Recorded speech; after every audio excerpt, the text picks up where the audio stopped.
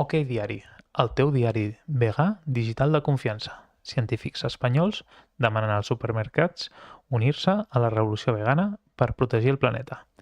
I un incís, que ningú li doni un còlic, tranquils, que OK Diario no s'ha fet vegà, que alguns estaran posant nerviosos i ja no sàpiguen a on llegir les notícies. Però publiquen aquesta informació ben redactada, ben informada, perfecta, i val la pena compartir-la vingui d'on vingui, vale? Per això, fem una mica de broma, tampoc passa res.